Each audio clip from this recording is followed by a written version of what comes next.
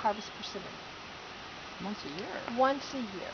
More often than not. Though, especially with persimmon, you can harvest them when they're hard, and then they'll ripen over time. That's the ideal. Or if you're in West Virginia, you wait until first frost, then you harvest them. Here you wait till first frost. Okay. November November is the best time to harvest. Right. So you have accessibility because a lot of this green is froze back. Okay. So yeah. So then that makes it a little bit easier. Okay, so let's think about when you want to fill the palate. Okay, so what kind of edibles, what other food plants would work here, and what are the parameters that will help you make that decision? What is the main goal that we want to make sure that is happening on this site? That we are continuing to get sun for the solar showers. You got it. Bingo, bingo, bingo. Yes, we need to have sun for the showers because that is the original intention of this particular space. So what is that telling us? Because you can grow the Solanaceae. Nothing too tall. So how tall would it have to be? 3 feet or less. 3 feet or less. Now, what will that also enable us when you say 3 feet or less? Unobstructed views. Right. Because we're going to have the windows, and so then we'll have that view. And also, that means that the level of the plants, if we stick with 3 feet or less, will be below the windowsill. That's right. So maybe if somebody has a tape measure, one could go over there and say, okay, how tall, like that aronia right there? That would work, and that's about 4 feet tall. Okay. So we'll think, okay, maybe we can actually go from 4 feet. Now, what I would do is I would just get a 4-foot stick and just go around and go, a 4-foot stick is a great tool. Save myself trouble. Exactly. That's a great tool. We also have evergreen huckleberry, right? They can get up, in the shade, they can get up 8 feet tall, easily. So we have to remember that that's something we're going to have to manage. That's no big deal. Where does the path go, and what is the path made of? Because it needs to go to the shower. That's a component that's going to stay. So that's a really huge point. Exactly. What would you say the path would be made of? Well, what do we have that's easily accessible? What's accessible? What's accessible? Bark. You've got it. Yeah. So we just utilize what's right here. The shower is going to be outside or inside? Outside. Outside. So imagine that one thing that we're not going to have to be concerned about is winter, because we're not going to have solar showers happening in the winter. Though, I'm thinking about, I have this wood cook stove, and what's the possibility of getting the hot water from the wood cook stove in the wintertime and getting some copper coils in there and creating some hot water? I don't know. I have to learn about how to do that. So even that could probably be able to answer that very easily. Maybe. That's right. We've talked about that a little bit.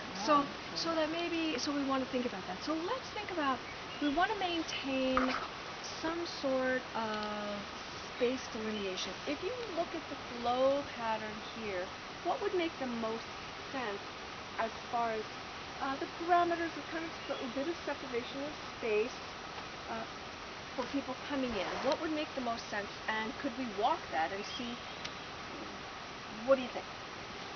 The showers are going to be on that side just to keep us back out. So let's walk that path.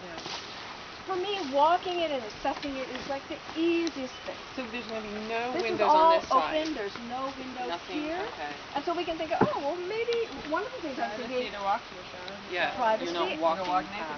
And I was also thinking about, what about having the showers here?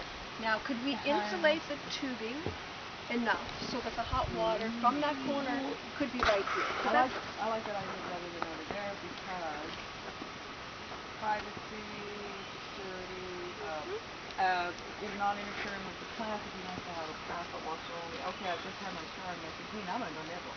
Right. Well, there you go. Okay. And of course, it's going to make it dry off in the sun. Yeah. So, because yes, if we have to go over here, we are impacting this whole region. This whole region. And so, I've been really trepidatious in doing that. Like, do I really want to disturb this? There's a path right out here. So then the other thing is we have to think about, can we can get water up here. We already have that available. And so maybe it makes the most sense now that we're here, and your feedback, which is really very helpful, does that make, maybe it makes sense that we could pull off I mean, that was my original design. I personally like to have outdoor showers, though I want to have stalls so people have privacy, so we don't have to worry about a roof. And we can think about even using that kind of material for the beginning, or else we can put posts in the ground again, and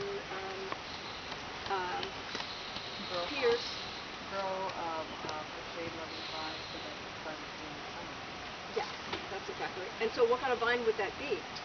Because remember we talked about, now can the hops handle the sun or the shade?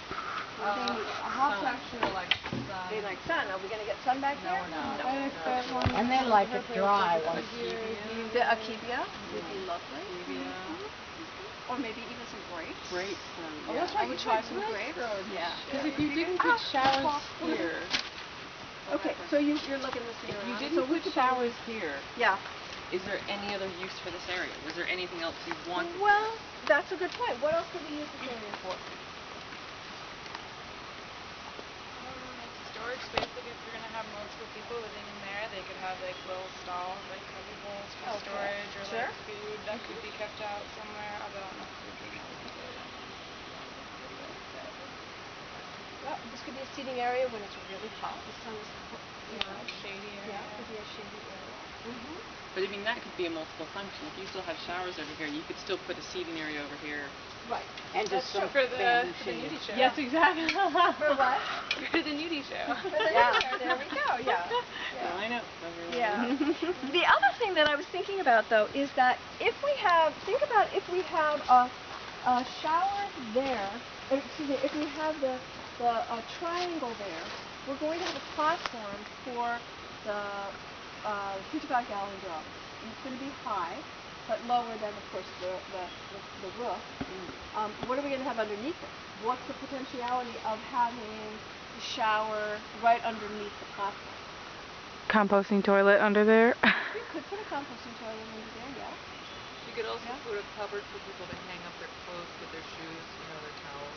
Right, because really what's going to happen is so that there's enough space for the 55-gallon drums. They're going to be horizontally placed. There will only be two, and we're going to come from here. We're going to have a triangle and another post over here so that there'll be a platform. So maybe, maybe... You filled underneath that, how much of your view would you obstruct? Exactly. So thinking about, how that would work. That would be really nice if you turn it around. Okay, so I have it. That's a great idea. Great idea. So so now we're just, again, we're thinking of a whole systems design. And that's kind of what my, the intention is to have it in here. Fit as a whole system. It's a little house. So we're going to have the infrastructure of a little house. And of course, we're not going to solve this today, and I'll probably not solve it tomorrow. Though it is like, it's the dream time. We're in conceptual design mode right now. And you're offering the master plan. You're getting the drawing ready for a master plan. And so it helps. You can put that on the wall. You can say, and you can put tracing paper on it. Post-it notes that you move around. Post-it notes that you move around. Absolutely. Because that is one of the designs that I do, the activity that I'd love to share with you, is that you think about all the elements that you want to include, and you write them on little pieces of paper. Post-its are great. And you stick them. And then you stick them around. And you think, oh, that's a great place. And you go, oh, that is not going to work there. It's not going to work to have the chickens all the way away from the house. So let's just move that post-it. And that's one thing, so you're not drawing on it. And doing design work, you're not having to build the chicken coop and then realize it's not in the right location. And then move it, as an example. So